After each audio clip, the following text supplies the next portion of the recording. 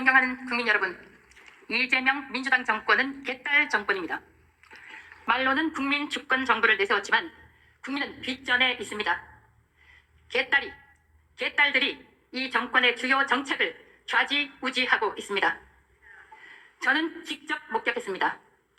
방송사법을 고치고 17년 된 방송통신위원회를 없앤 것은 개딸들의 압박 때문이었습니다. 그래야 민노총 언론노조의 입김이 더 많이 작동하기 때문입니다. 민주당은 또 개딸들의 압박을 받아서 소위 종합특검이라는 이름으로 특검을 또 연장하려고 하고 있습니다. 이번 종합특검이 끝나면 추가특검, 보충특검, 보완특검이라는 이름으로 이재명 개딸 정권 내내 소위 내란특검으로 사람들을 잡아들이려 할 것입니다. 지금까지 잡아넣은 사람들도 모자라서 특검의 특검, 또 특검의 특검을 만들어서 더 많은 사람들을 잡아넣으려고 하고 있습니다. 문재인 정권이 한 번도 경험하지 못한 나라였다면 이재명 개딸 정권은 한 번도 경험하지 못한 나라 시즌2입니다. 저는 이 자리에서 개딸 민주당, 개딸 이재명 정권의 반헌법적인 작태를 고발하고자 합니다. 민노총은 이재명을 대통령으로 만드는데 주역 중에 주역이었습니다. 대선이 끝나고 보은을 할 시간이 왔습니다. 민노총 위원장 출신이 국무위원이 됐습니다. 장관이 됐습니다. 대한민국의 주요 정책을 논의하는 최고의결기구 국무회의에 민노총 출신이 떡하니 장관이라는 이름으로 앉아 있습니다. 이 민노총 출신 장관을 최고의결기구 국무회의에 자리 잡게 만든 것이 바로 이재명입니다. 국무위원은 현재 20명입니다. 민노총이 어떤 집단입니까? 민노총 간부 간첩 사건에서 민노총 간부가 북한의 김정은에게 보낸 충성 맹세문에서 일부를 발췌해서 읽어드리겠습니다. 읽기조차 역겹지만 참고 읽어보겠습니다. 판단은 국민 여러분께서 해주십시오. 2018년 12월 9일자 맹세문입니다. 경애하는 김정은 동지는 조선 반도에 김일성, 김정일주의를 온결의 성원 모두가 우러르는 주체혁명의 새 세상을 열어주시었습니다. 백전백승의 우리 당은 우리 사상과 사회주의 위협을 이루기 위하여 경애하는 김정은 동지를 순회로 인민과 함께 혼연일체 불굴의 투쟁을 이어가고 있습니다. 도대체 이 충성 맹세문을 쓴 이 사람의 조국은 어디입니까? 대한민국입니까? 아니면 조선인민민주주의 공화국입니까? 그의 대통령은 이재명입니까? 김정은입니까? 2020년 9월 30일자 충성 맹세문입니다.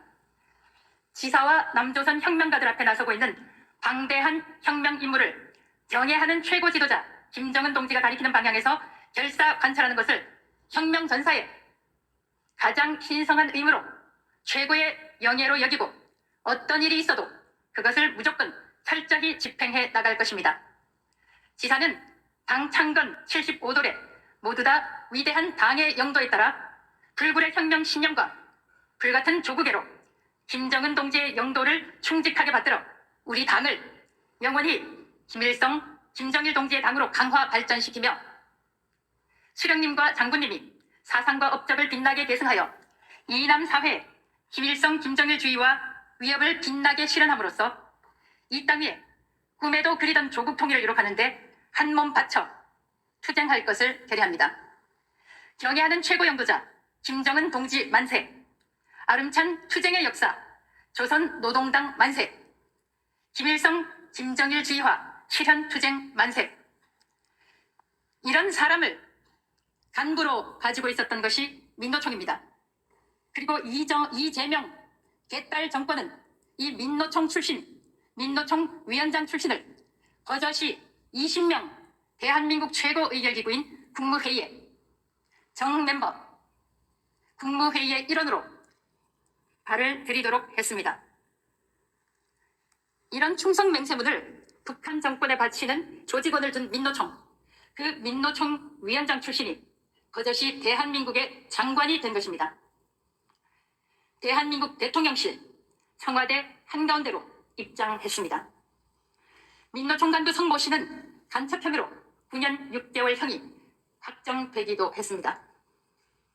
김정은의 충성을 맹세하고 간첩 혐의로 9년 6개월의 형을 받은 간부들이 있는 민노총, 이 민노총 출신들이 대한민국 청와대 깊숙이 들어왔습니다. 2026년 자유 대한민국이 이런 지경이 됐습니다. 그래서 저 이진숙은 이재명 정권을 민노총 정권이라고 부릅니다. 민노총 위원장 출신이 장관이 되고 민노총 부위원장 출신이 대통령실의 수석이 됐습니다. 대통령실의 수석은 장관급이죠. 정말 이런 정권 처음 봤습니다. 존경하는 국민 여러분, 이재명 민주당 정권은 위선 정권입니다. 본인들이 야당일 때는 특검 후보 추천을 야당에게 달라고 하고 여당이 되니까 자신들이 특검 후보 추천을 하겠다고 합니다. 민주당이 야당이었던 시절 2024년 7월 25일 국회 본회의에서 박균택 의원은 이렇게 말했습니다. 윤석열 대통령은 순직해병 특검법이 위헌이라고 주장합니다. 야당에게 특검 후보 추천권을 주는 것이 문제라고 하는데 그동안 대통령 관련 사건은 야당에게 추천권을 부여해 왔습니다. 이번에도 선거관리위원회 관련해서 투표용지 부족 사태, 참정권 침탈 사태 관련 특검, 민주당은 야당에게, 야당 국민의힘에게 특검 추천을 하도록 해야 합니다. 민주당이 야당이었던 시절 민주당 의원들은 그렇게 주장하지 않았습니까? 다시 박균택 의원의 발언입니다. 이 자리에 계신 국민의힘 의원님들께 호소합니다. 여당 의원들로서 대통령을 보호하고 싶은 마음 이해합니다. 그렇지만 여러분은 대통령의 대리인이 아니고 국민의 대표자입니다. 대통령의 생각이 국민의 뜻과 명백히 어긋나고 시정될 가능성이 없을 때에는 여당 의원님들이라 할지라도 국민의 편을 들어주는 것이 국민에 대한 도리라고 생각합니다. 박균택 의원 말씀 그대로 돌려드립니다. 정확히 반복해서 제가 말씀드릴까요? 이번에 투표 용지를 부족하게 공급하면서 국민들의 참정권이 침탈된 것은 명백히 대통령 책임이라고, 이재명 대통령 책임이라고 저는 생각합니다. 선거만큼 대통령이 책임져야 될 사건이 어디 있겠습니까? 참정권 침탈 사건과 관련한 특검, 민주당은 국민의힘이 특검을 지명할 수 있도록 해야 합니다. 야당에게 특검 후보 추천권을 주는 것이 문제라고 하는데 그동안 대통령 관련 사건은 야당에게 추천권을 부여해 왔습니다. 라고 박균택 의원은 이야기하셨죠. 다시 한번 민주당 의원들께 촉구합니다. 이번 참정권 침탈 사건, 민주주의 침탈 사건에서 만약 특검 지명권을 국민의힘에게 주지 않는다면 대한민국의 전 국민들이 들고 일어날 것이라고 저는 확신합니다. 존경하는 국민 여러분, 안타깝게도 국민의힘은 국민 여러분의 참여가 없으면 국회 안에서 어떤 중요한 결정도 할 수가 없습니다. 300석을 차지하고 있는 이 국회의원들의 의석 가운데 3분의 2에 조금 못 미치는 190석을 민주당을 비롯한 좌파 의원들이 대부분 차지하고 있습니다.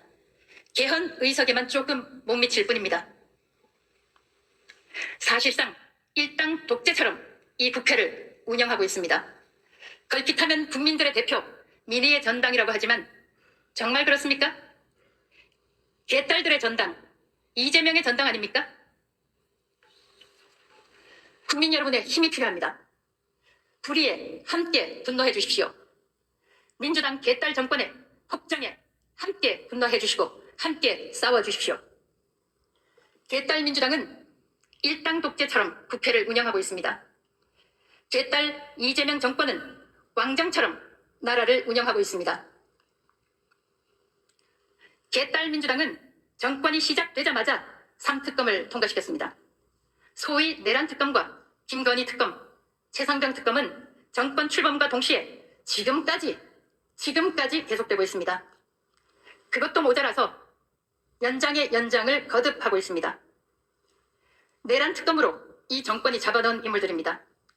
윤석열 전 대통령, 김용현 전 국방부 장관, 노상원 전 정보사령관, 여인형 전 방첩사령관, 이진우 전 수도방위사령관, 곽종근 전 특수정사령관, 문상호 전 정보사령관, 조지호 전 경찰청장, 김봉식 전 서울경찰청장, 한덕수 전 국무총리, 이상민 전 행안부 장관, 목현태 전 국회 경비대장 등입니다.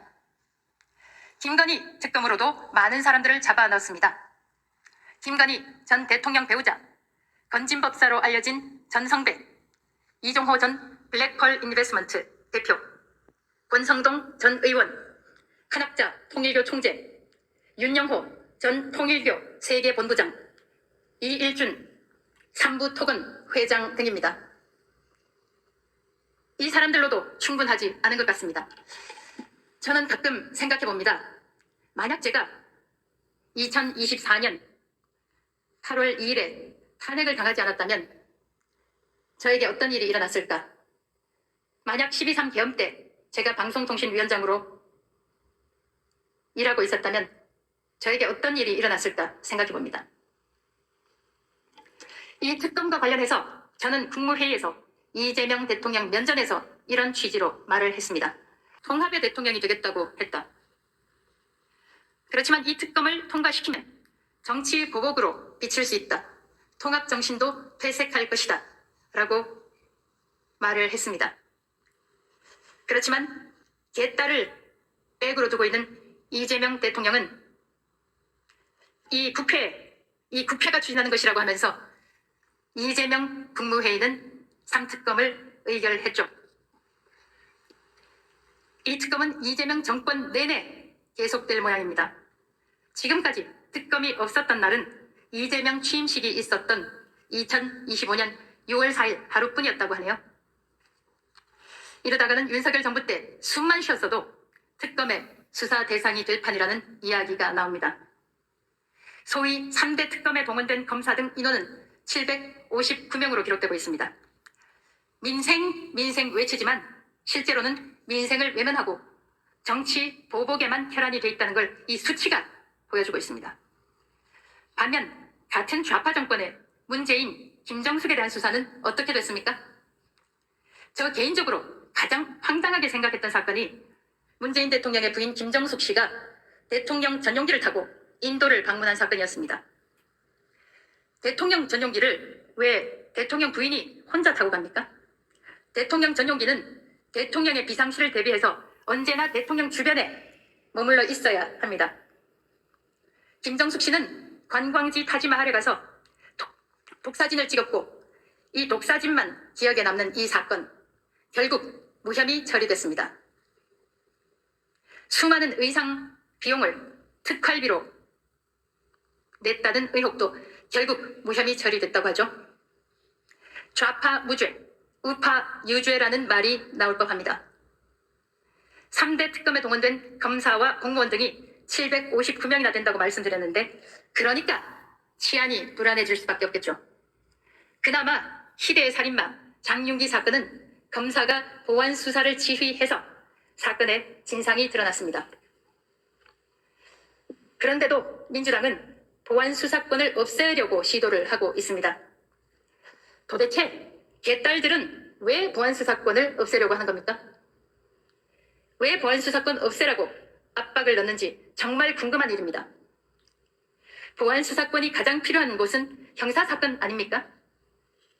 17살 여고생을 강간살인한 장윤기의 뒤에는 경찰의 조직적인 범죄 은폐가 있었던 걸로 드러났습니다. 장윤기의 아버지와 큰아버지가 경찰이었고 경찰이 희대의 살인마 배후에서 범죄를 축소하려던 것이 드러났습니다.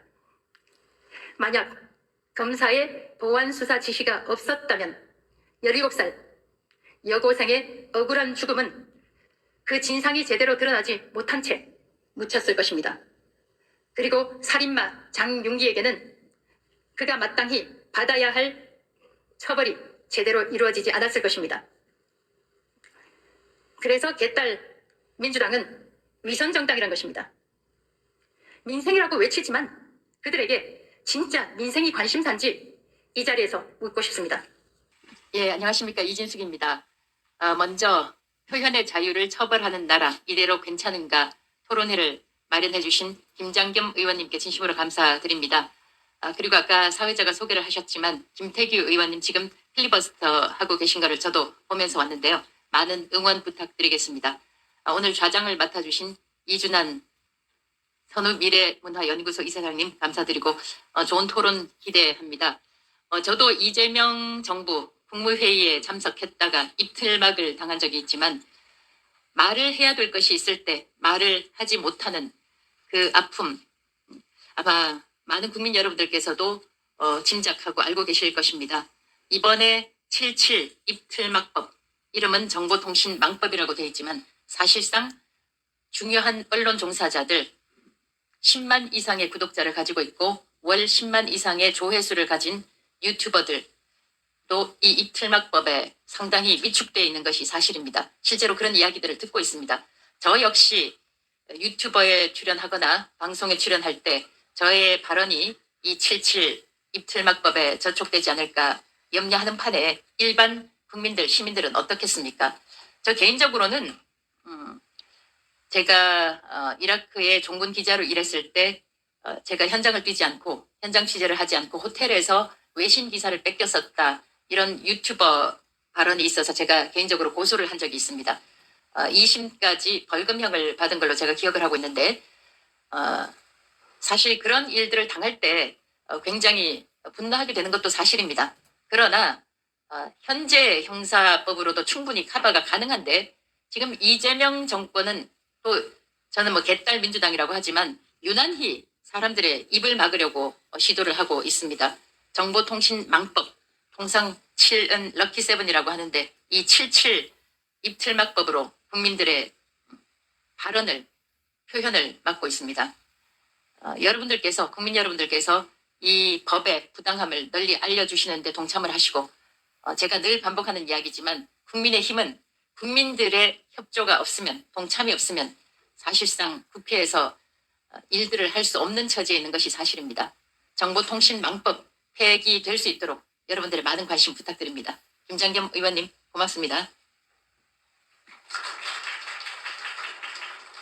예, 이어서 오늘의 자리를 함께 마련해 주신 김장겸 의원님의 환영사를 청해 듣도록 하겠습니다. 네, 반갑습니다. 사회자가 그 발제와 토론하시는 분들 소개를 안 하시는 것 같은데 제가 소개 올리겠습니다. 이인호 중앙대학교 교수님, 우리 발제를 맡아주겠습니다. 박기환 공정언론 국민연대 사무총장님 발제를 좀 해주셨습니다. 그리고 권상희 성균관대 교수님이 토론으로 자로 참여했습니다. 이돈호 법무부인 노바 대표 변호사 나오셨습니다. 그 다음에 이 두 분은 좀 특이한데요. 올림픽 공원에서 집회에 참석한 우리 청년주권 포럼 회원입니다. 우선 안시준 대학생. 소개합니다. 그리고 진성규 직장인이죠. 오늘 토론에 참여해 주셨습니다. 제가 조금 길게 하려고 하다가 마침 대표님이 오시는 바람에 제가 대표님이 오실 때까지 계속 하려고 했거든요. 짧게 하겠습니다. 허위 조작 정보 근절에 반대할 사람이 누가 있겠습니까? 그런데 이제 민주당이 강행한 이 정보통신망법이 사실 그 이름과 달리 우리 앞서서 이진숙 의원님 지적했듯이 국민의 입을 틀어막는 법이라는 데 있습니다. 이 허위 조작 정보의 정의 자체가 모호한 데다가 허위 여부를 정부의 지원을 받는 단체가 판단하게 돼 있고 또 플랫폼이 또 판단하게 돼 있습니다. 그래서 플랫폼의 삭제가 마구잡이로 이루어지지 않을까 하는 그런 우려가 있고요. 또 이 정부의 지원을 받는 확인단체가 정권 비판하는 데는 허위 딱지 붙이고 그리고 자기 진영의 거짓 선동에는 예를 들면 뭐 우리 기억나는 거 많지 않습니까? 세월호 괴담, 천안함 괴담, 사드, 전자파, 뭐 후쿠시마, 뭐 광우병 이런 데는 눈을 감을 가능성이 있다. 이런 우려 때문에 지금 법이 이미 시행됐지만 여러 국민들의 우려가 큰 것 같습니다. 그래서 오늘 여러분들이 좋은 대안과 또 여론 형성에 기여해 주셨으면 합니다. 감사합니다. 예, 감사합니다. 이재명 정부와 더불어민주당의 입법 폭주에 맞서서 국민의 참정권과 표현의 자유 그리고 뭐 국민들의 안전 보장을 위해서 투쟁의 최전선에 앞장서 계신 국민의힘 장동혁 당대표님 참석하셨습니다. 저희 당대표님께 한 말씀 청해 듣도록 하겠습니다. 대통령께서 집을 팔아서 그런지 오늘 비가 와서 그런지 오늘 토론하기 좋은 날이라 오늘 10시부터 10시 반까지 토론이 3개나 있어서 본청에서 인사 말씀하고 급하게 넘어왔는데 김장겸 의원님께서 마이크에 대한 욕심이 있는 줄 알았으면 천천히 올 걸 그랬습니다. 대통령께서 집을 판 듯 안 판 듯 안 판 듯 판 듯 이게 판 건지 안 판 건지 뭐라고 하고 싶은데 입들막법 때문에 제가 말을 제대로 못하겠어요. 예전 같으면 뭐라고 한마디 세게 했을 텐데 이재명 정권 출범하고 1년간 지켜보는 대한민국의 모습이 이렇습니다. 표현의 자유를 처벌하는 나라 이대로 괜찮은가? 안 괜찮은데 제목을 저렇게 달아가지고 안 괜찮습니다. 이게 나라냐 그러는데 나라도 아니죠. 오늘 뜻깊은 자리 마련해 주신 우리 김장겸 의원님 그리고 이진숙 의원님 그리고 지금 본회의장에서 필리버스터를 하고 계시는 김태기 의원님 그리고 언론자유특위와 청년주권 포럼을 비롯한 여러분들께 감사드립니다. 그리고 오늘 최고의 전문가들께서 발제와 토론을 맡아주셨는데 진심으로 감사드립니다. 오늘 좋은 논의를 펼쳐주시기를 기대합니다. 입틀막법 말로는 허위 조작 정보를 뿌리 뽑겠다고 하지만 실제로는 그런 의도가 아니라는 것을 국민 모두가 알고 계십니다. 결국 허위 조작 정보를 누가 판단합니까? 권력을 가진 정권이 판단하는 것 아니겠습니까? 권력이 진실을 재단하는 순간 법은 흉기가 됩니다. 결국 이 정권의 불편한 말들을 하지 못하도록 입을 틀어막겠다는 것인데 벌써부터 포털들은 권력의 눈치를 보면서 알아서 비판 댓글들을 지우고 있습니다. 유튜버들은 지난 영상들을 벌써 다 지우기 시작했습니다. 결국 이 법은 진실을 지키는 법이 아니라 정권, 더 정확하게는 이재명 한 명을 지키기 위한 법이라고 봐야 될 것 같습니다. 표현의 자유가 권력의 허가를 받는 세상, 이것이 입틀막법의 본질입니다. 어쩌면 이 법의 가장 큰 피해가 결국 다음 세대를 책임질 청년들일지도 모르겠습니다. SNS에 가장 친숙하고 SNS에서 대부분의 의사소통을 하고 있는 우리 청년들의 입을 틀어막는다면 결국 대한민국의 미래를 틀어막는 것이 될 것입니다. 그런데 결국 어떤 법도 어떤 독재도 국민을 이기지는 못할 것입니다. 수많은 나라들이 독재가 어떻게 붕괴됐는지 보여주고 있습니다. 결국 국민의 입을 틀어막은 권력은 국민이 무너뜨렸습니다. 그 정권은 결국 그 생명이 오래 가지 않았습니다. 법 시행도 전에 철회를 요구하는 국민 동의 청원이 한 달 만에 14만 명을 넘었습니다. 폐지를 요구하는 목소리가 점점 더 커지고 있습니다. 국민의 입을 막으면 막을수록 국민이 온몸으로 저항할 것입니다. 표현의 자유는 권력이 허락하는 권리가 아닙니다. 대한민국이 헌법이 보장하는 국민의 가장 기본적인 권리입니다.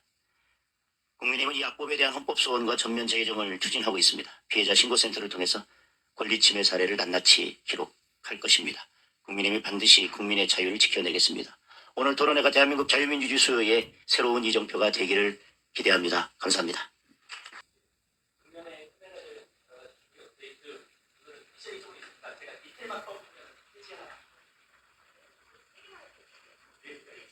입틀막법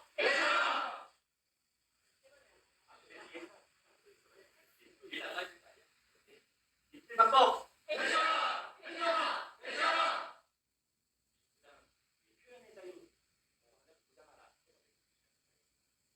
표현의 자유